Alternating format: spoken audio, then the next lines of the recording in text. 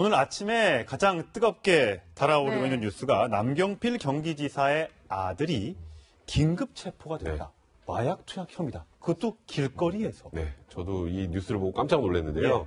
이게 그 개요를 좀 먼저 말씀드리면 13일에 이제 중국에서 그 필로폰 4g을 이제 구입을 해서 남경필 지사 아들이, 네, 아들이 중국에 사고 들어온 거예요. 그걸 어떻게 구입했는지 이제 앞으로도 확인을 해봐야 되는 거지만 그리고 15일 날 한국에 들어와서 16일 날 이제 2g을 집에서 투약한 혐의인데요. 네. 그 이후에 같이 투약할 사람을 찾기 위해서 인터넷 채팅하는 과정에서 그 사실이 네. 이제 경찰 내부에서 인지가 된 겁니다. 아. 그리고 남경필 지사 아들인 줄은 전혀 모르는 상황에서 이제 그런 걸 인지하게 되면 보통 이제 SNS에 상대방의 경찰이 이제 잠입을 하고요. 그래서 그 부분 때문에 이제 대상이 특정이 됐고 그래서 어제 노상에서 이제 긴급 체포가 된 건데요. 이제 문제는 이게 서울에서 한국에서 온 것도 아니고 중국에서 누군가로부터 구입을 했다면 밀수해온 건 이게 처음이 아닐 수도 있어요. 아. 아마 중국에 관련된 출입국 기록은 다 확인을 해봐야 지금 검거 장면, 네, 저희 그렇습니다. 검은색 옷을 입고 검거되는 장면을 보고 계십니다. 그러니까 이번이 일단 마약류에 관련된 전과는 없는데요. 이게 중국에서 구입해와서 우리나라에서 투약을 하고 또 같이 투약할 사람을 찾았다는 점을 고려를 할 때는 이번이 처음이 아닐 가능성이 굉장히 높다. 그래서 이번뿐만 아니라 과거의 필로폰 투약 여부도 이제 확인하는 게 이번 수사 핵심이 될 것 같고요. 구속영장이 이제 신청이 될 청구가 될 가능성이 높습니다. 네, 지금 보통 일이 아닌 것 같은데 남경필 지사도 깜짝 놀랐는지 사실 기사가 나기 전에 먼저 SNS에 올려서 아예 얘기를 했더라고요. 아마 이제 그 첫째 아들이 이런 불미스러운 일에 연루가 됐다는 사실을 미리 통보를 아마 받았을 것이라고 생각이 되고요. 그게 경찰이 통보를 해줬든 아니면 가족이 연락을 해줬든 남경필 지사가 이제 독일 출장 중이었는데 이 소식을 듣고 난 다음에 빨리 그 독일 출장 일정을 정리를 하고 귀국을 하겠다 이렇게 지금 밝힌 상황입니다.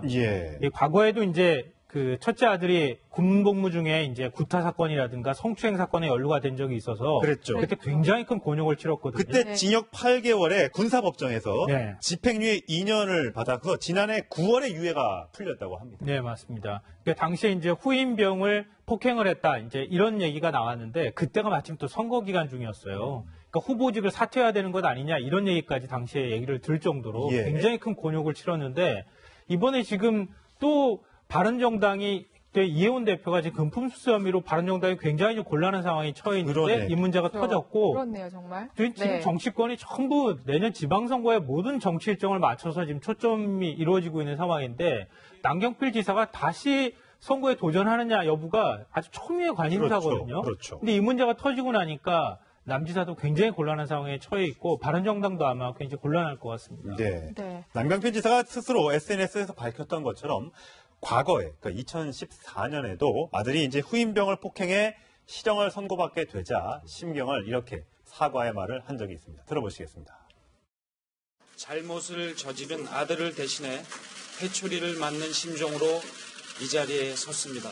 제 아들은 조사 결과에 따라 법으로 정해진 대로 응당한 처벌을 받게 될 것입니다. 그리고 올바르게 처벌해 주시기를 부탁드립니다. 네, 저렇게 처벌을 해달라고 했고 또 한 번 법적인 처벌을 받았는데 다행히 이제 집행유예 기간은 아니기 때문에 만약 집행유예 기간에 이렇게 추가되면 원래 취소되고 원래 받았던 앞에 8개월의 집행유예 2년이면 그 8개월도 같이 복용을 해야 되는 상황입니다. 이미 끝났기 때문에 그거는 이제 별건이 되는 겁니까? 네, 그 부분은 이제 전혀 이제 상관이 없는데 이제 이번 사건 자체가 사안이 굉장히 중하고 좀 커요. 제가 아까 말씀드렸던 것처럼 마약류 전과가 없다. 그리고 또 이번이 처음이다라고 주장을 하고 있는데 문제는 이 지금 제가 말씀드린 과정이 처음이라고 보기에는 굉장히 좀 너무 좀 능숙하게 진행이 되었던 측면이 있기 때문에 경찰도 그 부분을 가장 많이 의심하고 있는 것 같고요. 이전에도 유사하게 투약한 적이 있었는지 그리고 아마도 출입국 관리 기록 다 뽑아볼 겁니다. 그러니까 이게 중국을 통해서 가지고 들어오는 게 이번이 처음이 아닐 가능성도 있기 때문에 그런 부분까지 하나하나 검토를 하게 되면 이번에는 사실 남경필 지사의 아들이 실형을 피하기 좀 곤란한 상황이 되지 않을까 싶습니다. 그러니까 출입국 관리 기록을 다 살펴봐서 이때는 왜 나갔냐, 혹시 마약 가져온 거 아니냐 이렇게 얘기를 좀 추궁을 경찰이 할 것 같은데 저는 조금 믿기지 않은 게 또 혼자서 중국에서 들여오는 게 마약을 들여오는 게 정말 그 보통 일이 아닌데 그걸 혼자서 했을까라는 솔직히 의심도 들어요. 그리고 더 중요한 건 누구를 통해서 구했냐가 더 중요하죠. 그러니까 제가 그냥 중국에 가서 어디서 마약 구하고 싶으면 구할 수 있나요? 그게 아니거든요. 그러면 누가 이 남경필 지사 아들에게 마약을 구해줬는지도 체크를 해야 되고, 그리고 가지고 들어오는 과정에서 속옷 안에 넣어서 가지고 왔다고 하는데 맞아요. 대부분 그러면 걸리거든요. 그렇죠. 네, 그 뭐 마약 가지고 들어올 때 굉장히 뭐 저희도 뉴스 보면 굉장히 기발하고 현란한 그런 맞아요. 방식을 많이 활용을 예. 하는데 이게 속옷에 넣어가지고 들어왔는데 걸리지 않았다는 것도 좀 그 부분도 하나 체크를 해봐야 될 거고, 예. 그러니까 어떻게 마약을 구입해서 여기까지 가지고 들어왔는지에 대한 일괄된 조사가 반드시 필요하고요. 그리고 또 공동 투약하려고 했다라는 부분도 그 전에 SNS 사용 내역까지도 전부 체크를 해볼 필요가 있는, 그러니까 이게 그렇게 간단하게 단순하게 끝날 만한 사안이 아니라는 게 좀 굉장히 남경필 지사 입장에서는 좀 걱정이 많이 될 것 같습니다. 본인도 샀지만 즉석 채팅 앱을 네. 통해서 여성을 이제 만나려고 해서 같이 투약하자. 이건 또 다른 문제예요. 네, 맞습니다. 그러니까 지금 말씀하셨지만 저는 두 가지 점이 좀 상충한다고 생각돼요. 그러니까 한 가지는 국내에서 마약 경험이 전혀 없는데 과연 중국에 나가가지고 마약 그 판매상을 접촉을 해서 마약을 사가지고 들어올 수 있는 것인지, 이것도 사실 좀 의문이기 때문에 국내에서 마약한 경험이 있는지 여부를 확실하게 좀 조사를 해봐야 될 것 같고, 또 하나 중국에서 누군가를 소개를 받아서 아마 마약상을 접촉을 했을 텐데 그것도 마약 초범이라고 보기엔 좀 어려운 측면이 하나가 있고요. 이게 이제 마약을 여러 차례 했을 개연성을 이제 보여주는 것이라면 방금 전에 말씀하셨던 것처럼 굳이 이걸 공개되는 첫 행예에다 올려가지고 여성과 만나려고 했는가? 이건 또 굉장히 어설픈 행동이거든요. 예, 예. 마약을 이렇게 공개적으로 해서 나랑 이렇게 마약하고 뭐 그럴래? 이렇게 얘기한다는 것 자체가 굉장히 어설픈 행동이기 때문에 이 두 가지 상충되는 일들을 좀 조사를 할 때 진짜 초범의 형태로 나타난 것인지 아니면 여러 차례 이런 일을 했던 것인지 이것들 좀 조사를 좀 명확히 해봐야 될 것 같습니다. 남사 이미 3년 전에 참 마음고생을 했고 또 가정사 또 이혼도 하고 해서 가정사가 좀 불우하다라는 얘기를 들어왔는데 또 이런 불미스러운 일에 휩싸이고 말았습니다. 자, 다음 국정농단 사건으로 넘어가 보도록 하겠습니다. 오늘 박근혜 전 대통령의 재판이 있는 날입니다. 월요일입니다. 오늘 모습 보고 오시겠습니다. 자, 교도관에 이끌려서 내려가고 있는데 오늘은 제법 교도관과 말도 좀 하고요. 그렇죠. 표정도 좀 밝고요.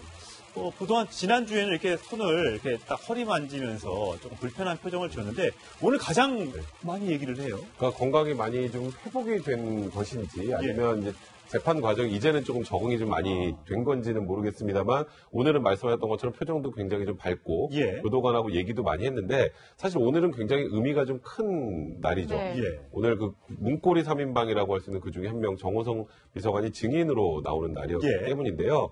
근데 오늘 법정이 참 묘했던 것 같아요. 그 처음에 입장하고 그 과정이 예. 네. 정호성 비서관이 들어오고 이제 꾸벅 인사를 하는데 예. 그 전까지 기억하실지 모르겠지만 박 전 대통령이 누가 인사도 잘 안 받습니다. 그렇죠. 그렇죠. 근데 오늘은 답례를 했다고 하더라고요. 예. 박 전 대통령도 같이 고개를 숙이고. 근데 이제 문제는 정호성 비서관이 이제 과연 어떤 증언을 하느냐가 가장 초미의 관심사였는데 제일 궁금했어요. 사실 저도 네. 정호성 비서관이 나온다라고 할 때 증언 거부권을 행사할 가능성이 굉장히 높겠다라고 생각을 했거든요. 왜냐하면 본인 지금 받고 있는 재판, 그거는 이제 사실 이미 끝났잖아요. 끝났는데 네. 나중에 이제 선고만 남겨놓은 상황인데 이거 박 전 대통령하고 그 재판 결과 때문에 그런 건데요. 그러니까 정호성 비서관 입장에서 여기서 뭔가 박 전 대통령을 위해서 소위 거짓말을 하다 보면 죄가 하나 또 추가될 수도 있잖아요. 위증죄가. 그렇죠. 그리고 또 박 전 대통령을 어쨌건 그래도 오랫동안 98년부터 지금까지 모신 입장에서 정호성 비서관 입장에서 보면 오늘 본인이 모셨던 사람 면전에서 관련된 잘못된 그 범죄 사실에 관련된 얘기를 한다는 것 자체가 굉장히 좀 부담스러웠을 겁니다. 그래서 제가 아까 예상한 것처럼 오늘 정호성 비서관은 증언 거부권을 행사하기로 결정을 한 것 같습니다. 그럼 안 나오면 되는 거 아니에요? 아, 근데 안 나오는 거하고 조금 달라요.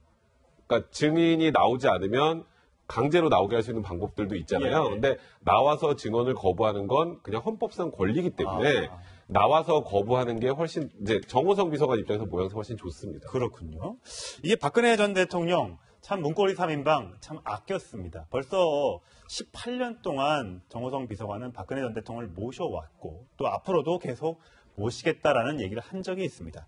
박근혜 전 대통령이 과거에 이 찌라시 국정농단지 안에 있었던 청와대 문건이 유출됐을 때 3인방을 잘라야 된다, 3인방을 해고해야 된다 이런 말들이 나왔을 때 감쌌는데 그 당시 발언 들어보시겠습니다.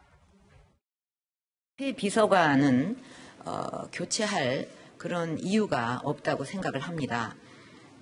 그동안에 뭐 검찰은 물론이고 언론 또 그 야당 뭐 이런 데서 그냥 무슨 비리가 있나 샅샅이 정말 그 오랜 기간 찾았지만 그런 게 하나도 없지 않았습니까?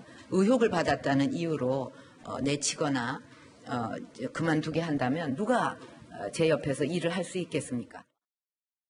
공개적으로 감쌀 정도로 굉장히 애정이 정말 가득했는데 한때는 청와대에 같이 있었는데 이제는 법원에서 만났다. 조금 남다를 것 같아요. 그러니까 참 그 운명의 네. 장난이 아주 짓궂다 이런 생각도 좀 들기도 그렇죠. 하는데요. 네. 그러니까 지금 문고리 3인방의 가장 핵심적인 역할을 했던 사람이 이제 정호성 전 비서관이다 이렇게 네. 얘기를 하고 있는데 왜 그러냐 하면은 다 아시다시피 최순실과 박근혜 전 대통령을 연결하는 중간 고리 역할을 한 거 아니겠습니까?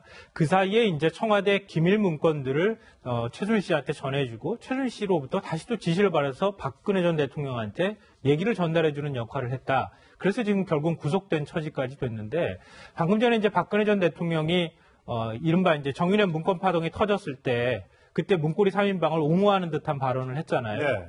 이 아마 이 탄핵 사태 때 가장 많이 거론됐던 게 바로 저 얘기였을 겁니다. 그때 정윤회 씨와 함께 최순실이라는 이름이 분명히 등장을 했거든요. 그런데 그거를 결국은 덮고 넘어가면서 지금 오늘의 그렇죠. 이 대통령 탄핵 사태까지 연결이 됐으니까 결국 정호성 전 비서관 문제가 이 탄핵 문제까지도 연결이 되는 아주 복잡 미묘한 관계로 지금 비춰질 수밖에 없을 것 같습니다. 정호성 전 비서관 오늘 재판정에서 오늘 이 자리에 나오기까지 참 많은 고민을 했습니다. 오랫동안 모셔온 대통령께서 이렇게 재판을 받는데 내가 무슨 말을 할 수 있겠습니까? 제가 도저히 감당할 수 없기 때문에 증언을 거부하고자 합니다. 이렇게 얘기를 하고 증언 거부권을 행사를 했습니다. 자, 왜 그렇다면 정호성 비서관이 최순실의 존재를 알고 있으면서 미리 사전에 박 전 대통령에게 좀 그만 가까이 하십시오. 좀 멀리 하십시오. 말을 못했을까? 그 이유는 최순실 씨의 운전기사가 이렇게 얘기한 걸 들어보면 이해가 가실 겁니다. 들어보시겠습니다. 정호성이, 안봉근이, 이재만이, 이춘상이 전부 순실이기 하고 그 전기장이 뽑았던 사람이야. 그 사람 종으로 보면 돼요. 이 사람들 종이지 완전 종이 아니라 이 사람들 뭐 실체인데 초당 같은 애를 못 받았어. 그러니까 월급은 거기서 나오더라도 말은 이 사람들 말 들을 때 당연히 무슨 얘기를 안 하니까 저거 다 시키고 연산부도 그렇고 뭐 좋은 건 다 해가지고 저거 보고 하지 야들은 일체도 가서 못해. 그냥 시키겠어. 최순실이 종이라고 보면 돼. 종이라고. 죽으라 죽어야 되고 안 그러면 그 반발하면 그 끝이라. 그렇지. 최순실의 종이라고 보면 된다. 죽으라면 죽는 신용도 해야 되는 게 이 3인방의 운명이다. 이렇게 얘기를 했어요. 사실 이 국정농단이 시작되고 나서부터 계속 그런 얘기가 많았어요. 아니 이 3인방이 왜 박 전 대통령과 최순실이 이렇게 안 좋게 연결이 되는 것을 막지 못했을까? 그러니까요. 그 막지 못하는 이유는 하나입니다. 대부분 보는 거는 둘 다 모시고 있었기 때문에 아니면 한쪽을 좀 더 모시고 있었기 때문에 네. 그런 얘기들이 많이 나왔었는데 사실 정호성 비서관 같은 경우에도 그러니까 박 전 대통령과 최순실 사이의 메신저 역할을 하면서 그게 그냥 본인의 당연한 업무라고 판단했던 것 같아요. 이제 그러다 보니까 스스로 잘못하고 있다는 생각을 못했었고 오히려 이렇게 하는 게 소위 말하는 주군의 뜻에 맞는 거다라고 생각을 했기 때문에 이런 일을 계속해왔던 것 같고 그래서 사실 아직도 정호성 비서관 역시 지금 사태가 내가 정말 잘못했다라고 인지를 하고 있지는 않은 거라는 좀 생각이 개인적으로 듭니다. 네, 박 전 대통령의 정치 입문을 도왔던 정호성 비서관. 시극에서 비극으로 좀 바뀌는 얄궂은 운명 오늘 좀 전해드렸습니다. 두 분 말씀 잘 들었습니다. 고맙습니다.